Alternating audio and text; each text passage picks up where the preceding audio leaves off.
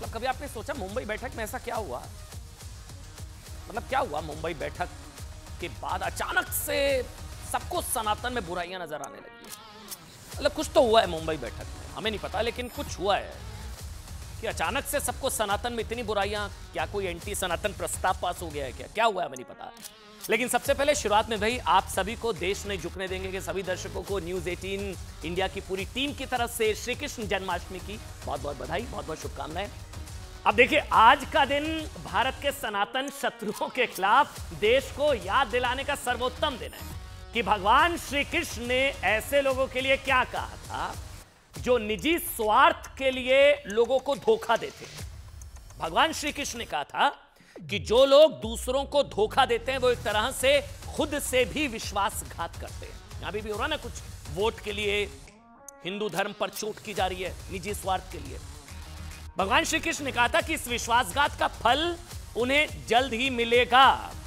और हमें लग रहा है कि हिंदुत्व पर या हिंदू धर्म पर जो करारा प्रचंड जनता देगी 24 में दंड, वो कंफर्म है वैसे। और इसलिए हम कह भी रहे हैं कि ये बीजेपी को 400 पार पहुंचाने वाले बयान आ रहे हैं सारे दूसरी तरफ से। लेकिन देश के कई सनातन शत्रु भी शायद तुष्टीकरण के लिए अपने पूर्वज, अपनी परंपराओं और भारत की धार्मिक मान्यताओं से विश्वासघात कर रहे हैं। ये सनातन शत्रु भारत में 100 करोड़ हिंदुओं की धार्मिक मान्यताओं को गाली दे रहे हैं। हिंदू धर्म का जन्म प्रमाण पत्र कभी मांगा जाता है, कभी कहते हैं बताओ कहां पैदा हुए भगवान राम, 40 कमरे थे, तुम्हारा धर्म का पैदा हुआ आधार कार्ड दिखाओ, होता ना ये सब। कल बताया था मैंने आपको। भारत के पूर्वजों का अपमान कर रहे हैं और डेंगू मलेरिया से आगे बढ़कर अब आज की बड़ी खबर, आपको भरोसा नहीं होगा कि कहते हैं ना बोलने की आजादी नहीं है। हमारे यहां तो इंडिया में कुछ लोग बोलने की आजादी नहीं है, बोल नहीं पाते हैं, है ना, अभिव्यक्ति की। दरअसल टू मच डेमोक्रेसी का नतीजा यह है और टू मच सहिष्णुता का नतीजा यह है कि सनातन की तुलना HIV से कर दी गई है, आज कर दी गई है। अभिव्यक्ति की आजादी है, कर सकते हैं भाई। और आज इसी सनातन विरोधी वायरस की वैक्सीन हम देश को बताएंगे। और सबसे बड़ा सवाल ये सुनिएगा जो अब बता रहा हूं कि क्या ये सारे बयान बीजेपी को 2024 में 400 पार कराने की गारंटी बन तो नहीं जाएंगे कहीं? और मोदी को 400 पार पहुंचाने के लिए इंडिया गठबंधन के नेता अब ठान चुके हैं रोज ऐसे बयान। क्योंकि आप सोचिए, हिंदू धर्म को चोट हिंदू दे देंगे वोट, सनातन को सीरियल गाली, हिंदू क्या बजाएंगे ताली।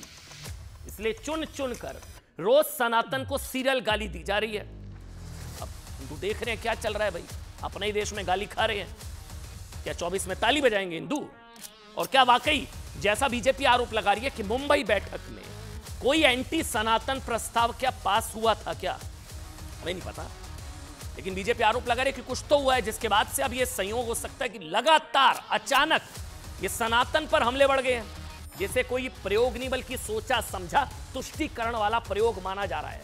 अचानक से सनातन में मतलब बुराइयां। सवाल यह भी है कि इंडिया गठबंधन में कितने सनातन शत्रु स्टालिन, खड़गे और कार्ति चिदंबरम के बाद आज भारत के सनातन शत्रुओं की लिस्ट में 2 नए नेताओं के नाम जुड़ गए। एक हैं DMK के नेता A राजा, इन्हें आप सनातन शत्रुओं के राजा भी कह सकते हैं, सनातन शत्रुओं के राजा हैं। और दूसरा नाम है RJD के नेता जगदानंद सिंह का। RJD के नेता जगदानंद सिंह, देखिए A राजा ने तो HIV से तुलना कर दी, ये तो सनातन शत्रुओं के राजा बन गए। तुष्टीकरण का ऐसा कंपटीशन चल रहा है कि A राजा ने बहुत लंबी छलांग लगा दी है, सनातन शत्रुओं की लिस्ट में नंबर 1 पहुंच गए हैं वो। उधर RJD नेता जगदानंद सिंह ने भारत की सनातन साधु संत परंपरा और ब्राह्मण समाज के खिलाफ भड़काते हुए कहा है कि तिलक लगाने वाले ने देश को गुलाम बनाया। वैसे इनका हिंदू विरोधी और सनातन से शत्रुता वाला परिचय बहुत पुराना है, आपको याद होगा। नहीं है तो मैं याद दिला देता हूं। इन्होंने ही रामचरितमानस को कचरे से भरा ग्रंथ बताया था। अब किसकी सोच कितनी कचरा ये आप तय करिए, हम कुछ नहीं बोलेंगे। लेकिन सबसे पहले बात सनातन शत्रुओं के राजा की कर लेते हैं। DMK के नेता A राजा ने तो सनातन धर्म के विरोध में नीचे गिरने की सारी सीमाएं तोड़। सनातन धर्म को डेंगू, मलेरिया और कोरोना बताने वाले उदयनिधि स्टालिन के बचाव में A राजा ने कहा कि उदयनिधि स्टालिन तो बहुत नरम थे सनातन को लेकर, बहुत हल्का बयान, बहुत नरम थे वो तो और आगे निकल गए। उन्होंने और भी ज्यादा भद्दा, घटिया और गिरी हुई सोच वाला बयान दिया है। कहने में कोई हिचकिचाहट नहीं है। ए राजा ने सनातन धर्म की तुलना HIV और कुष्ठ रोग जैसी बीमारियों से की। सुनिए आप। சனாதன ஒழிப்பு மாநாடு என்றும் நீங்கள் இதை போட்டிருக்கிறீர்கள், இதை அழைத்திருக்கிறீர்கள், இந்த நிகழ்ச்சிக்கு பெயரிட்டீர்கள். அதற்கு என்னுடைய வாழ்த்துக்கள். சிலவற்றை நாம் ஒழிக்கத்தான் வேண்டும், எதிர்க்க முடியாது. கொசு, டெங்கு காய்ச்சல், மலேரியா, கொரோனா இதையெல்லாம் நம்ம எதிர்க்கக்கூடாது, ஒழித்து கட்ட வேண்டும். அப்படிதான் இந்த சனாதனம். மலேரியா போல டெங்கு போல ஒழிக்க வேண்டும் என்று. மலேரியாவுக்கும் டெங்குக்கும் சோசியல் ஸ்டிக்மா இல்லை, அது ஒரு அருவருப்பா சமூகம் பார்க்காது. அருவருவாக பார்க்குற ஒரு சனாதனத்தை சொல்லணும்னா முறைப்படி ஒரு காலத்தில் தொழுநோய் இருந்தது, இப்போ HIV இருந்தது. எங்களை பொறுத்தவரை HIV தொழுநோயை போல HIV போல। अब दरअसल हो ये रहा होगा, इंडिया गठबंधन के बाकी नेताओं को बहुत ईर्ष्या हो रही होगी कि ए राजा तो बहुत आगे निकल गया। हम किसी ने डेंगू बोला, किसी ने मलेरिया बोला, किसी ने HIV बोला सनातन को। अब आगे और कितना गंदा, कितना बुरा बोला जाए कि हम ए राजा को पछाड़ दें। सारे तुष्टीकरण वाले वोट वही थोड़ी ना ले जाएंगे। अब ये कंपटीशन चल रहा है तुष्टीकरण का। अब इंडिया गठबंधन के नेताओं का शायद हो सकता है कल परसों कोई और खतरनाक बयान आएगा जो ए राजा को भी पछाड़ देगा और वो सनातन शत्रुओं के नए राजा बन जाएंगे। कोई बड़ी बात नहीं है, लेकिन सवाल ये है कि इंडिया गठबंधन में सनातन धर्म के अपमान का कंपटीशन अचानक क्यों शुरू हुआ? क्या हुआ अचानक? अभी तो बयान आ नहीं रहे थे इस तरह के। अभी तो हम देख रहे थे राहुल गांधी से लेकर प्रियंका वाड्रा तक सब मंदिर जा रहे थे, हनुमान चौक, गदा चौक, तिलक चुनरी, टेम्पल रन, दत्तात्रेय गौत कॉल, ब्राह्मणी, सब कुछ था। मतलब सब अच्छी अच्छी बातें हो रही थी। अचानक सनातन में इतनी बुराइयां क्यों? इंडिया गठबंधन में अचानक एक से बढ़कर एक सनातन शत्रुओं की लाइन लग गई है। क्या हो गया अचानक से? क्यों इंडिया गठबंधन के नेताओं को अचानक हिंदू धर्म और हिंदुओं की मान्यताओं को अपमानित करने वाले बयान बार बार दिए जा रहे हैं? या चंद वोटों के लालच में जानबूझकर प्लान्ड तरीके से अचानक से मुंह से निकल गया सब, प्लान्ड तरीके से सनातन पर अटैक किए जा रहे हैं? और क्या मुंबई बैठक में कोई एंटी सनातन प्रस्ताव तो नहीं पास हुआ जैसा बीजेपी आरोप लगा रही है? हमें नहीं पता, हो सकता हुआ हो। इंडिया गठबंधन में शामिल DMK नेता ए राजा ने सनातन धर्म की HIV और कुष्ठ रोग से तुलना की। ए राजा, कर्नाटक के गृह मंत्री और कांग्रेस नेता जी परमेश्वर ने हिंदू धर्म की उत्पत्ति पर सवाल उठाए। हिंदू धर्म का बर्थ सर्टिफिकेट मांगा, बताओ भाई कहां पैदा हुआ तुम्हारा धर्म? आधार कार्ड दिखाओ, बर्थ सर्टिफिकेट चाहिए। जी परमेश्वर, कांग्रेस को बर्थ सर्टिफिकेट हिंदू धर्म का देना पड़ेगा आपको, सेकुलरिज्म है, अभिव्यक्ति की आजादी है, देते रहिए भाई, जाइए। RJD के नेता जगदानंद सिंह ने साधु संतों ब्राह्मणों के खिलाफ उकसाते हुए कहा कि टीका लगाने वालों ने देश को गुलाम बनाया। ये वही जगदानंद सिंह ने जिन्होंने रामचरितमानस को कचरे से भरा बताया था। जगदानंद सारे इंडिया के, सारे इंडिया गठबंधन के। वैसे अब देश का नाम लगभग बताया जा रहा, भारत हो जाएगा, नहीं होगा हमें नहीं पता, लेकिन ये इंडिया गठबंधन के है सारे। उदयनिधि स्टालिन ने सनातन धर्म की तुलना डेंगू, मलेरिया और कोरोना वायरस से कर दी थी। कह रहा है इरेडिकेट कर देना, वो कह रहे हैं कि इरेडिकेट कर देना चाहिए सनातन धर्म को। कांग्रेस अध्यक्ष मल्लिकार्जुन खड़गे के बेटे प्रियंक खड़गे ने कहा कि जो धर्म समान अधिकार ना दे वो बीमारी की तरह है। अब समान अधिकार तो कई धर्मों में नहीं दिए जाते ना, मैंने कल भी आपको बताया था, हर धर्म में कुछ विसंगतियां हो सकती हैं। तो क्या बाकी धर्मों के लिए भी प्रियंक खड़गे जी के ये बोल उनके लिए भी हैं क्या? अगर हैं तो फिर क्या वो भी अभिव्यक्ति की आजादी है? समाजवादी पार्टी के सबसे बड़े चहेते स्वामी प्रसाद मौर्य, उनको तो प्रमोशन मिल गया था एंटी हिंदू बात करने की वजह से, रामचरितमानस को गाली देने की वजह से उनको राष्ट्रीय महासचिव प्रमोशन मिल गया था इन्हें तो पार्टी में। इन्होंने कहा कि हिंदू धर्म नहीं धोखा है। ये बहुत लंबी लिस्ट है, कंपटीशन चल रहा है, कंपटीशन। कौन बड़ा सनातन शत्रु?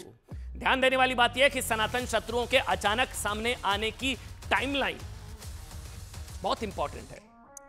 सबको अचानक से मुंबई बैठक के बाद सनातन में बुराइयां दिखने लगी है। ऐसा क्या हुआ इंडिया गठबंधन की मुंबई बैठक में? क्योंकि बयानों के जितने खंडन आ रहे हैं उतने ही समर्थन भी आ रहे हैं। हम ये नहीं कह रहे कि इंडिया गठबंधन के नेताओं की तरफ से खंडन नहीं आ रहे हैं खंडन। कई नेताओं ने खंडन किया कि हमें ऐसे बयानों से इत्तेफाक नहीं रखते, लेकिन होता है पहले दिलवाए जाते हैं बयान, फिर कुछ से समर्थन करा दिया जाता है, प्रियंक खड़गे, कार्ति चिदम्बरम, और कुछ से खंडन की कंफ्यूजन बनी रहे। समझ रहे हैं आप? अब सोचिए ऐसा क्यों है कि सनातन धर्म के खिलाफ ए राजा से लेकर प्रियंक खड़गे और उदयनिधि स्टालिन से लेकर जी परमेश्वर के बयान इंडिया गठबंधन की तीसरी बैठक के बाद अचानक आने शुरू हो गए। मुंबई में इंडिया गठबंधन की तीसरी बैठक 31 अगस्त, और टाइमलाइन बहुत इंपॉर्टेंट बता रहा हूं, ये टाइमलाइन समझिए। और मुंबई में हुई इस बैठक के बाद से ही हिंदू धर्म, इंडिया गठबंधन के नेता सनातन धर्म को बीमारी बताने लगे, हिंदू धर्म का बर्थ सर्टिफिकेट मांगने लगे। सनातन को रेडिकेट खत्म करने की बात करने लगे, हिंदू धर्म को धोखा बताने लगे, अब HIV बताने लगे। सारी बुराइयां मुंबई बैठक के बाद अचानक से क्यों? इसलिए देश के कई लोगों के साथ बीजेपी भी यह सवाल पूछ रही है कि सनातन धर्म को टारगेट करने का प्लान क्या मुंबई की तीसरी बैठक में बना? क्या सनातन धर्म के अपमान के लिए मुंबई में चोरी छिपे इंडिया गठबंधन ने कोई प्रस्ताव लेकर आया और पास करा दिया? अच्छा याद करिए ना, ये तस्वीर याद है आपको? ये देखिए, ये तस्वीरें ध्यान से देखिए, सामने चल रही है। इसलिए शुरुआत में ये हिंट आया था। ममता बनर्जी ने ये देखिए, ये टीका लगाने की कोशिश की, उन्होंने मना कर दिया, नहीं टीका नहीं। मुंबई में ममता बनर्जी ने टीका लगवाने से मना कर दिया था। ये देखिए, ये टीका मना कर दिया। अब ये हिंट तो आया था, समझा रहे थे वो, आप लोग समझे नहीं। उसके बाद तो बाढ़ आ गई है। क्या इंडिया गठबंधन के नेता सनातन धर्म और हिंदू धर्म को लेकर एक से एक घटिया बातें इस उम्मीद से कर रहे हैं कि उससे उन्हें मनी मन हिंदू धर्म का विरोध करने वालों के वोट मिल जाएंगे? शायद हो सकता है, लेकिन हिंदू धर्म के वोटों के लिए क्या इस्लाम या दूसरे धर्म के लिए इस तरह की बातें की जानी चाहिए? नहीं की जानी चाहिए, क्योंकि वोट ही नहीं मिलेंगे। क्योंकि हिंदू धर्म में यह सब सिखाया ही नहीं जाता, किसी और धर्म के लिए इस तरह की बातें करना। इस्लाम शांति का धर्म है और हर कोई ये कहता है, इसलिए दूसरे धर्म के लिए भी विसंगतियां हैं, वो तो मानना पड़ेगा भाई। लेकिन पूरे धर्म के समूल नाश की बात, सनातन धर्म के खिलाफ ओछी टिप्पणियों से, भद्दी ओछी टिप्पणियों से सिर्फ भारत के लोग और बीजेपी ही इंडिया गठबंधन की नीयत पर सवाल नहीं उठा रही है, अंदर खाने भी विरोध हो रहा है। अब कांग्रेस के अंदर भी सवाल उठ रहे हैं। कांग्रेस नेता आचार्य प्रमोद कृष्णम ने कहा है कि ए राजा और उदयनिधि स्टालिन इंडिया गठबंधन को टाइटैनिक बना देंगे, यानी डुबो देंगे। सुनिए। सनातन को समाप्त करने की धृष्टता इस देश के इस्लामिक कालखंड में बहुत हुई। औरंगजेब ने बहुत मंदिरों को तोड़े, न सनातन की बुनियाद हिली, न सनातन की मजबूती हिली। मिशनरी और उनके प्रोत्साहन करने वाले औपनिवेशिक अंग्रेजों ने भी सनातन को कमजोर करने की बहुत कोशिश की। सनातन की तुलना करके HIV और एड्स के साथ ये आसमान पर थूकने जैसी बात है। ये भारत के शाश्वत धर्म कि जिन लोगों ने सनातन धर्म को चुनौती दी है, उनके कानों तक हमारे स्वर पहुंचे कि जब तक एक एक भक्त इस पुण्य धरती पर जीवित है, तब तक कोई ऐसा नहीं जो धर्म को चुनौती दे, कोई ऐसा नहीं जो आस्था को चुनौती दे। हम बहुत स्पष्ट तौर पे ये कह चुके हैं और फिर से दोहरा रहे हैं, इस तरह की टिप्पणियों के हम साथ नहीं हैं।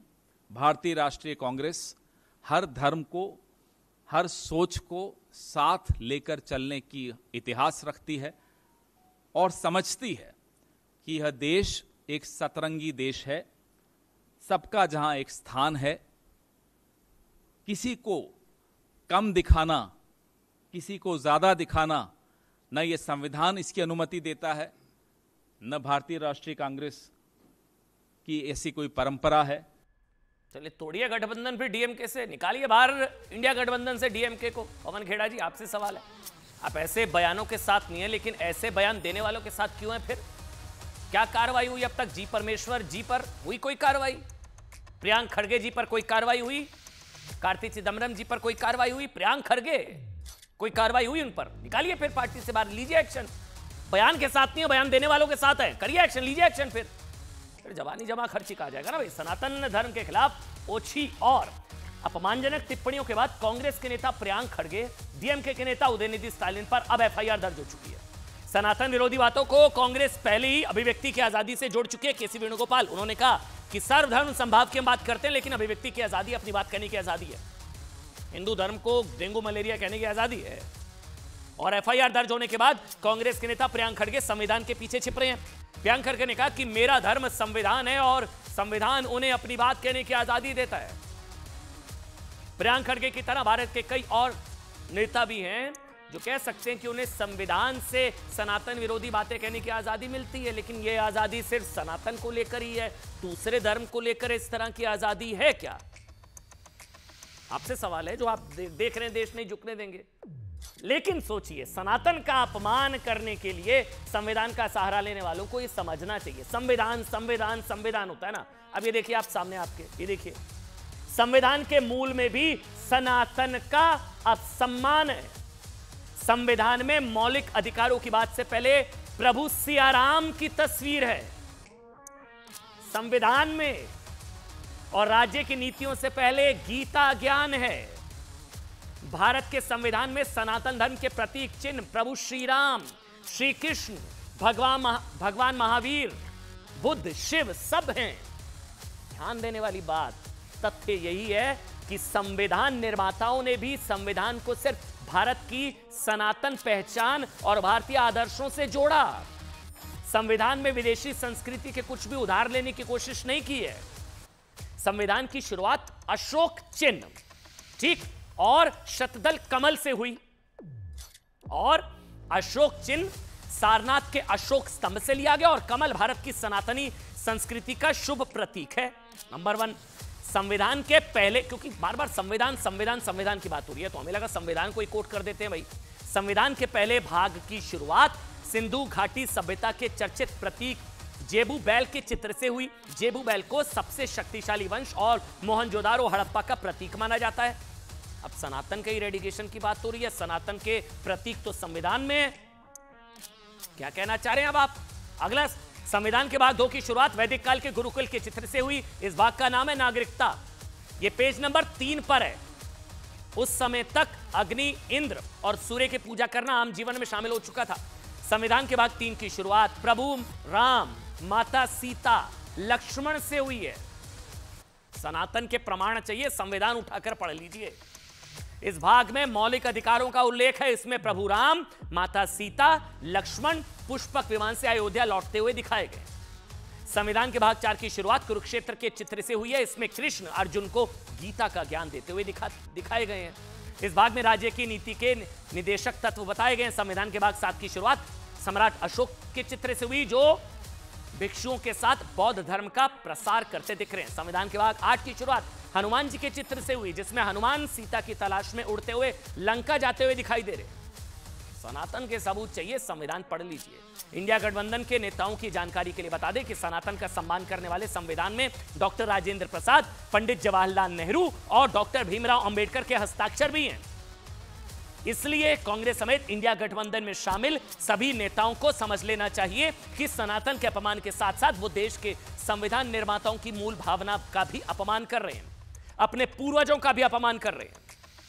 वोट के लिए सनातन धर्म का अपमान करने वाले नेताओं को यह भी समझना चाहिए कि संविधान के लिए सनातन धर्म के अलग अलग ग्रंथों से आदर्श वाक्य भी लिए गए। ये सुनिएगा, बहुत इंपॉर्टेंट फैक्ट बताने जा रहा हूं अब आपको, इसको रिकॉर्ड कर लीजिए। ये आदर्श वाक्य ही भारत की पहचान है। इसलिए सनातन धर्म को नीचा दिखाना देश और देश के लोगों को नीचा दिखाना है, हम ये मानते हैं। संविधान ने मुंडका उपनिषद से लिए गए सत्यमेव जयते को भारत सरकार का आदर्श वाक्य बनाया। सत्यमेव जयते भगवान बुद्ध के सारनाथ में पहले धर्मोपदेश धर्मचक्र प्रवर्तनाय को लोकसभा का आदर्श वाक्य बनाया। मनुस्मृति और महाभारत से लिए गए धर्मो रक्षिता को भारतीय न्यायपालिका का आदर्श वाक्य बनाया गया।